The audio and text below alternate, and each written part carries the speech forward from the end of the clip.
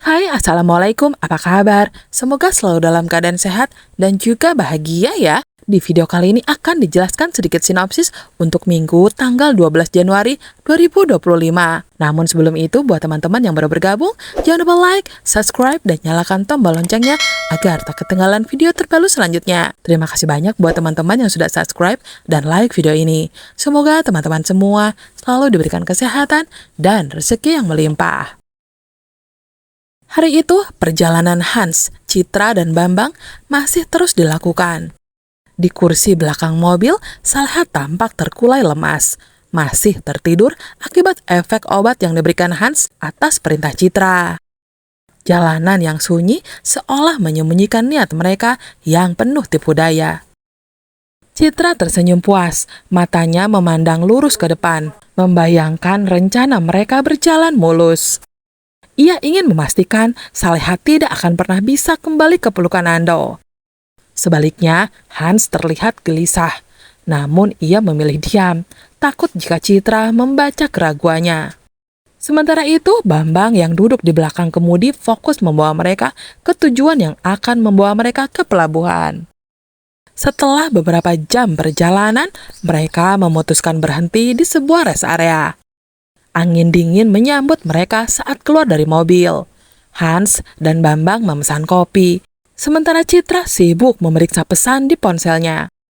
Di dalam mobil, Salha perlahan terbangun. Kepalanya terasa berat, dan matanya memandang sekitar dengan kebingungan. Ia melihat bayangan 3 orang itu di kejauhan, bercakap-cakap sambil memegang gelas kopi.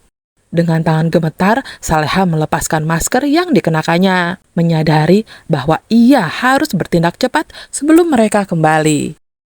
Tanpa banyak berpikir, Salha mencari sesuatu yang bisa digunakan untuk melarikan diri. Tangannya memegang handle mobil yang tak terkunci. Dengan hati-hati, ia membuka pintu perlahan, berharap suara berderitnya tak terdengar. Dengan langkah pelan tapi pasti, ia keluar dari mobil dan berlari menuju deretan mobil lain yang terparkir di pinggir rest area. Ketakutan bercampur keberanian menyelimuti dirinya. Ia tahu ini adalah satu-satunya kesempatan untuk meloloskan diri dari genggaman mereka. Sementara itu, Hans, Citra, dan Bambang masih asik menikmati kopi mereka, tidak menyadari bahwa rencana sempurna mereka perlahan mulai berantakan. Malam itu terasa mencekam bagi Nando. Ia mengantar Bara, adik iparnya, ke rumah sakit dengan kecepatan penuh. Bara terluka parah akibat benturan keras yang diakibatkan oleh ledakan mobil, dan kondisinya semakin kritis. Setibanya di ruang IGD, tim medis segera memberikan penanganan intensif. Nando hanya bisa berdiri di luar ruangan dengan penuh kekhawatiran. Sambil menunggu kabar, ia segera menghubungi Pak Rahmat dan Bu Heni untuk memberitahukan musibah yang menimpa Bara. Tak lama kemudian, Pak Rahmat dan Bu Heni tiba di rumah sakit dengan wajah cemas. Mereka menemani Nando menunggu kabar dari dokter di depan ruang IGD. Ketegangan meliputi mereka, hingga akhirnya seorang dokter keluar dari ruangan dengan wajah serius. Pak Rahmat dengan nada penuh kepanikan segera menanyakan kondisi Bara. Dokter menjelaskan bahwa kondisi Bara sangat parah akibat luka serius di kepalanya. Namun ia meyakinkan bahwa tim medis akan berusaha sekuat tenaga untuk menyelamatkannya. Mendengar penjelasan itu, Pak Rahmat, Bu Heni, dan Nando hanya bisa terdiam dengan rasa harap yang besar untuk kesembuhan Bara. Di tempat lain, Saras menerima kabar mengejutkan dari Nando. Ia segera menuju rumah sakit, tak ingin membuang banyak waktu. Bersamanya, Zahwa, sahabat barunya, ikut serta untuk memberikan dukungan. Setibanya di rumah sakit, Saras merasa berat melihat kondisi Bara yang terbaring lemah. Dengan alat bantu pernafasan yang terpasang di mulutnya, Zahwa pun turut menunjukkan keprihatinannya atas musibah yang menimpa Bara. Kehadiran mereka memberikan sedikit penghibur bagi keluarga Bara yang sedang dilanda kecemasan mendalam. Di ruang perawatan, Saras tak bisa menahan tangisnya. Ia mendekati tempat tidur Bara, memandangi wajah tunangannya yang terlihat lemah, namun tetap memancarkan keteguhan. Air matanya jatuh tak terbendung, dan ia mencoba dalam hati agar Bara mampu melewati masa kritis ini. Saras berjanji, meski dalam hati yang hancur, bahwa ia akan selalu ada di sampingnya, mendukungnya untuk melawan dan bangkit kembali. Dalam keheningan doa dan harapan memenuhi ruangan, memberikan secercah kekuatan untuk Bara yang masih bertarung melawan luka-lukanya. Kembali ke Saleha, setelah ia berhasil keluar dari mobil Citra, Saleha langsung berlari mencari tempat persembunyian. Dengan nafas terengah-engah, ia menemukan sebuah bis besar yang tengah terparkir di sudut rest area dan segera bersembunyi di baliknya. Matanya terus mengawasi sekeliling, memastikan Hans, Bambang, atau Citra tidak menyadari keberadaannya. Dalam genggamannya, sebuah ponsel yang ia ambil dari mobil menjadi harapan terakhirnya. Dengan tangan gemetar, ia menelpon Nando, berharap suaminya akan segera menjawab. Namun panggilannya tidak diangkat. Saleha tahu persis kebiasaan Nando yang jarang menjawab panggilan dari nomor tak dikenal.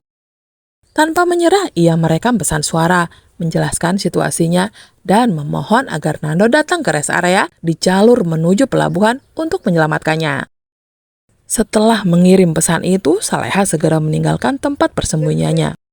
Setelah mengirim pesan itu, Saleha segera meninggalkan tempat persembunyiannya. Waktu terus berjalan, dan ia tahu ancaman masih mengintainya. Tanpa ragu, ia berlari menuju sebuah truk yang terparkir tak jauh dari sana. Melihat truk itu memuat kambing, ia tetap memutuskan untuk masuk ke dalamnya, memanfaatkan bau dan kerumunan ternak untuk menyembunyikan dirinya. Rasa takut dan keberanian bercampur di hatinya.